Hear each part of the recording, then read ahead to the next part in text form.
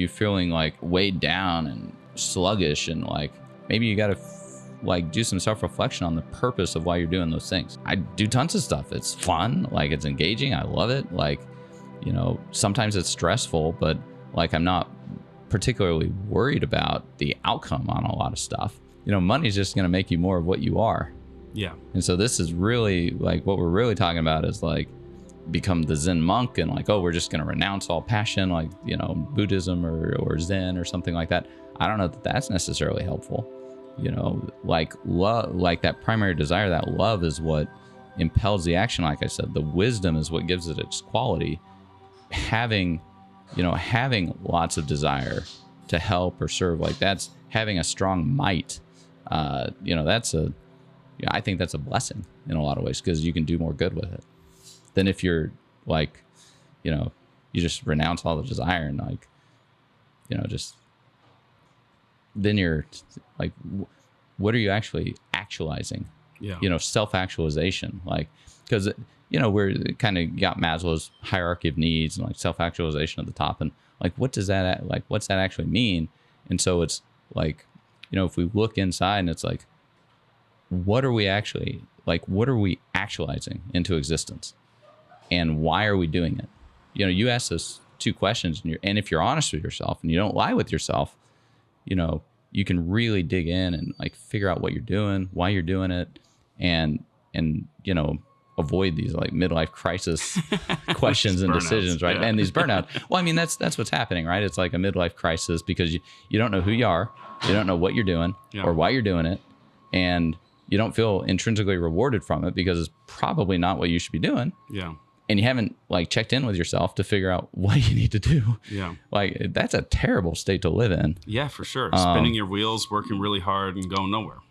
Yeah. And you know, it's really like the process to get out of that trap is pretty easy. You know, you got to refine the quality of those primary desires that are inside and figure out how to properly prioritize them. Yeah. You know, because like love of money, you know, if that's your primary like love, you know, you'll be working, maybe you want to become the managing director at Goldman Sachs and you work 110-hour weeks and like do the things, right? If like some people love that. Masochists. Well, that's the thing. Our love is our life itself. Yeah. So whatever we're doing, it's because we love it. Yeah. Like, you know, now as you refine the quality of that love, you change. And then when you change, your thoughts change. And then after your thoughts change, your actions change. Yeah. You know, but they all emanate from whatever the quality of that love is. And so it's getting everything in the right priority. You know, that love of money, like that'd be great if it's like being guided or directed by like a good purpose. Yeah.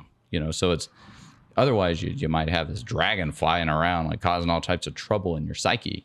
But if you can, like How to Train My Dragon, a little movie, right? Like if you can figure out how to train these different loves and subjugate them to the higher purposes that are of greater usefulness and service to like other people and yourself. And when I mean other people, it's like those people closest to us in our family. You know, often, you know, everybody will run around trying to help everybody else, but they won't help themselves. They won't have a good relationship with their own family. It's like, it's just very, generational wealth all to myself. Yeah. It's like the most important work we will ever do is within the walls of our own home. You know, so we can't, like, if we think we're going to run around and save the world when we can't save ourselves and we can't like be a good influence to, you know, spouse or children or parents or siblings, like we're really missing a lot of what life has to offer, because that's where the very best parts of life really are to be had. Yeah.